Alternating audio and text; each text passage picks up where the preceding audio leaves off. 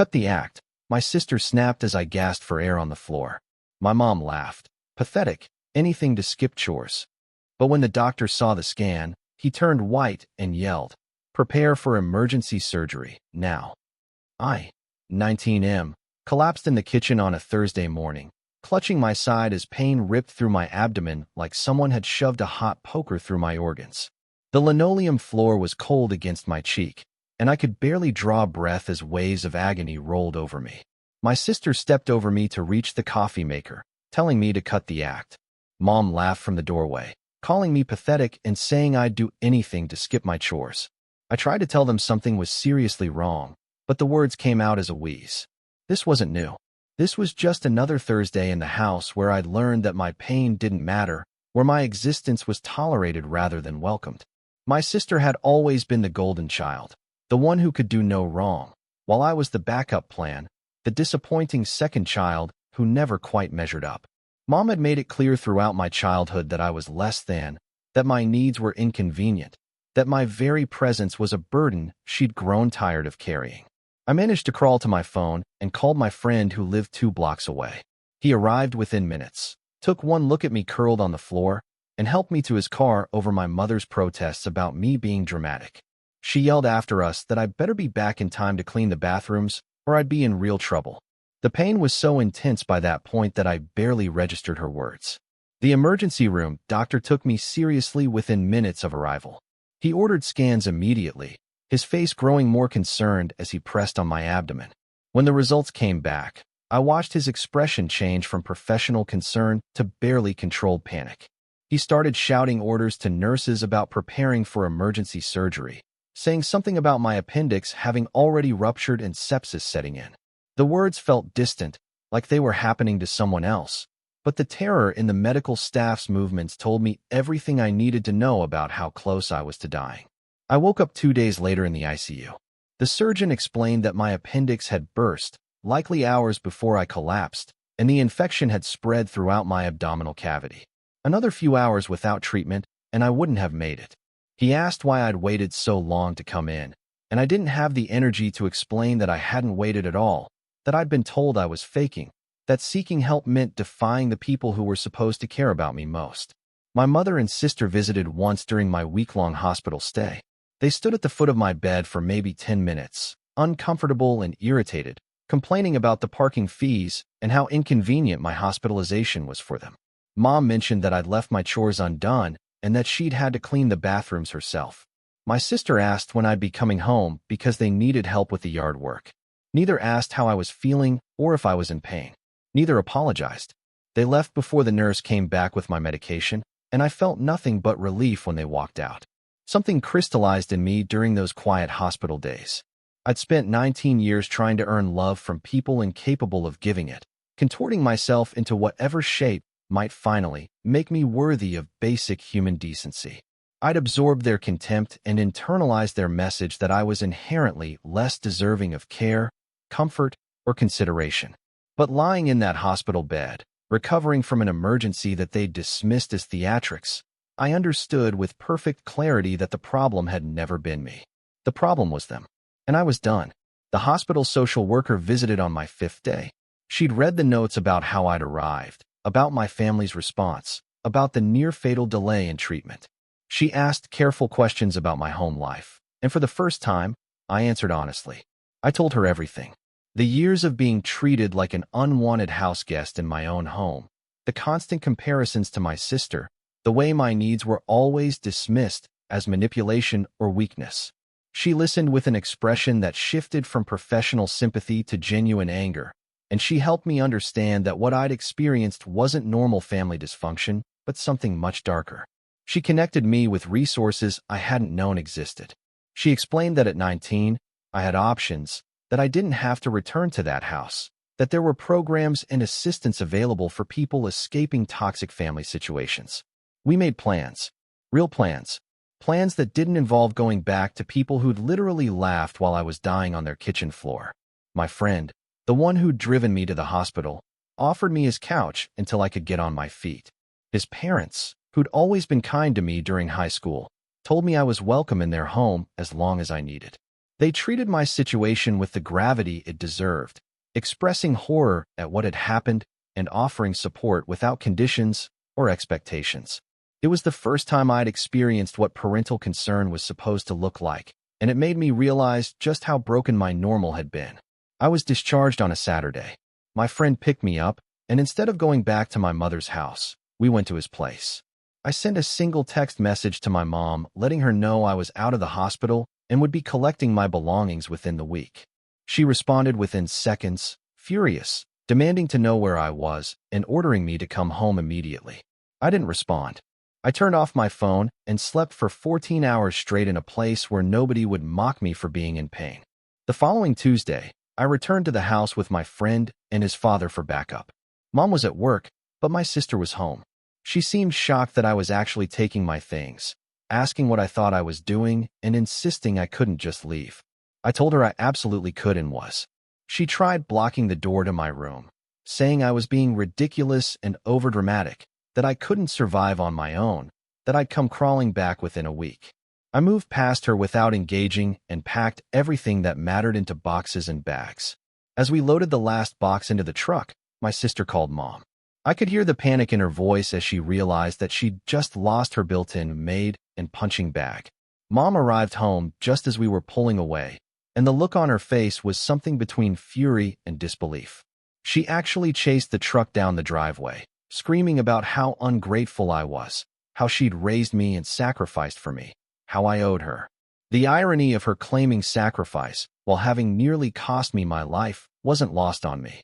The messages started that night. Dozens of them. Mom demanding I return immediately, calling me selfish and cruel, insisting I was tearing the family apart.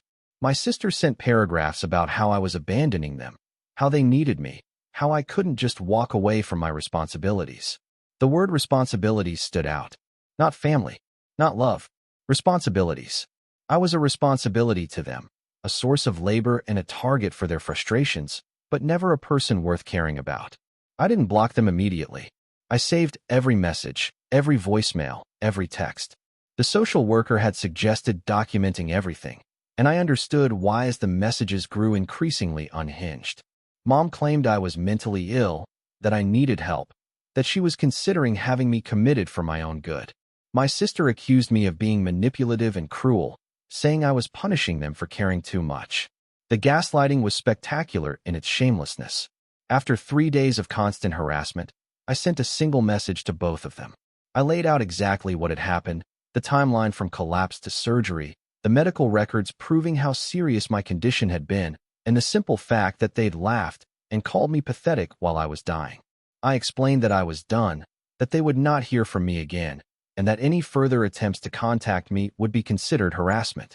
Then I blocked them both. The relief was immediate and profound. The anxiety that had been my constant companion for 19 years began to lift.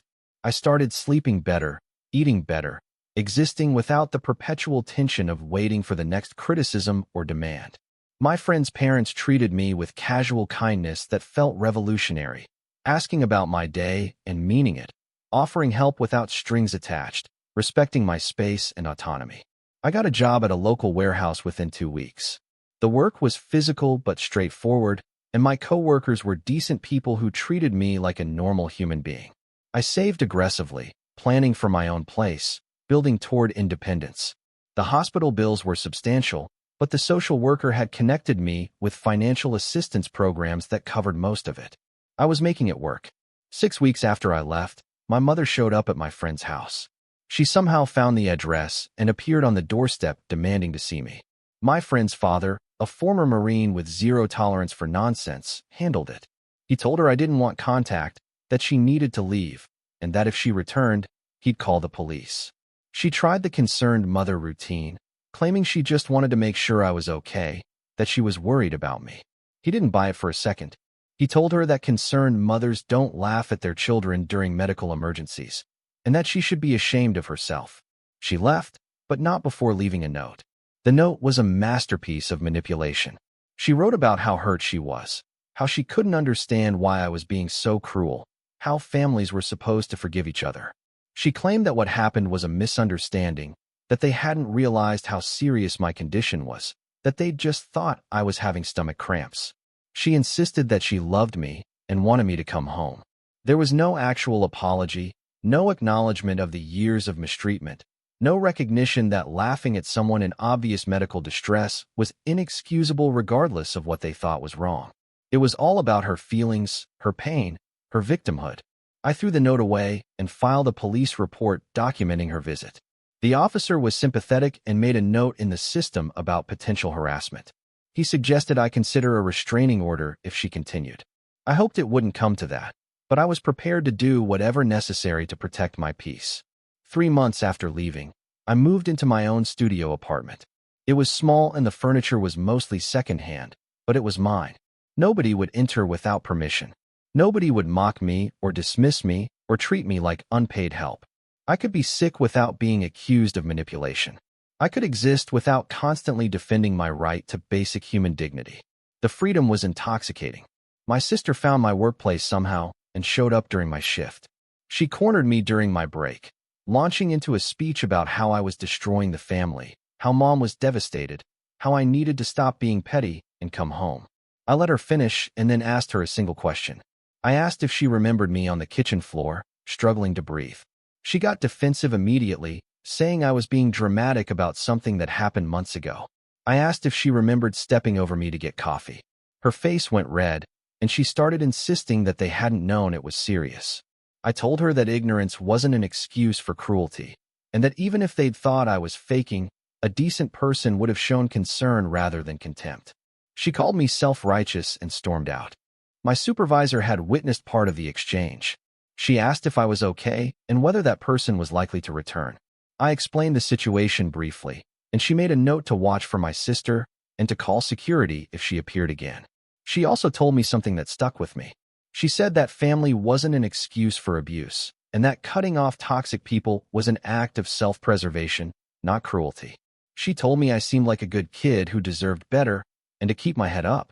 I nearly cried in the break room. The holidays came. I spent Thanksgiving with my friend and his family, contributing what I could to the meal and genuinely enjoying the warmth of people who chose to include me. My phone exploded with messages from extended family members who'd apparently been told some version of events where I was the villain.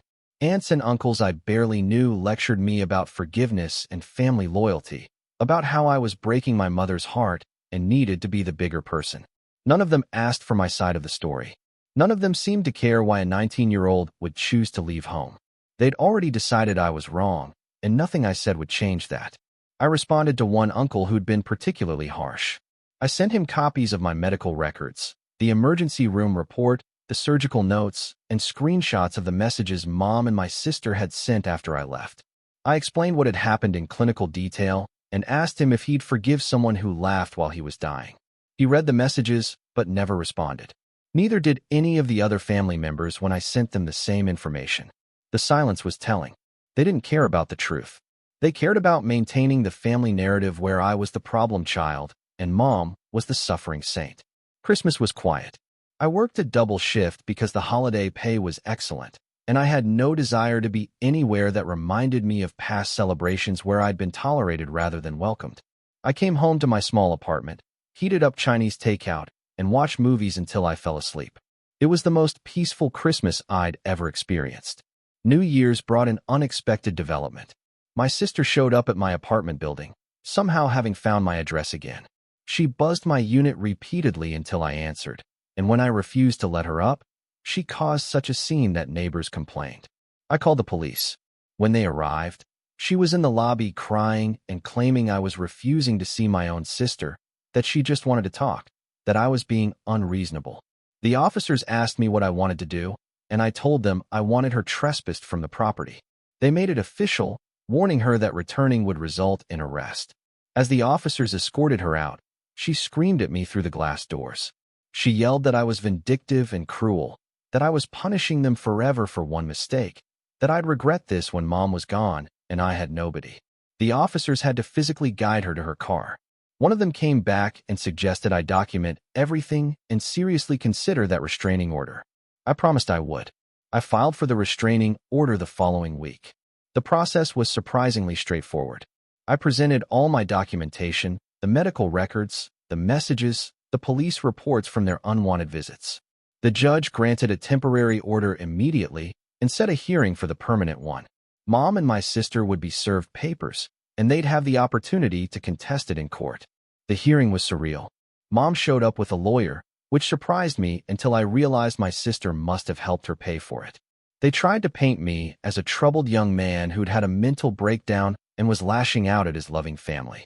Their lawyer presented me as unstable, claiming I'd abandoned my family after a minor medical incident and was now harassing them with false accusations. It was a bold strategy considering the evidence. My turn came. I had no lawyer, just myself and a folder full of documents. I presented the medical records showing the ruptured appendix and sepsis. I presented the emergency room doctor's notes stating that the delay in treatment had been life-threatening. I presented the timeline showing I'd collapsed at home and been told I was faking before my friend took me to the hospital. I presented screenshots of their messages, the harassment, the gaslighting. And then I presented character statements from my friend's parents, my supervisor, and even the emergency room social worker who'd helped me. The judge's face grew stonier with each piece of evidence. When I finished, the judge asked my mother directly if she'd been present when I collapsed. She admitted she had been. He asked if she'd called for medical help. She claimed she hadn't thought it was necessary.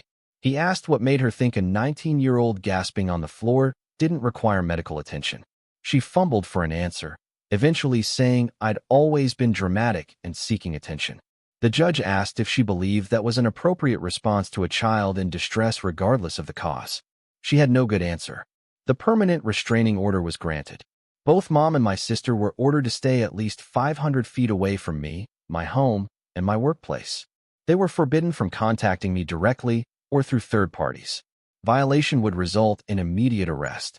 As the judge explained the terms, I watched my mother's face cycle through shock, rage, and something that might have been grief.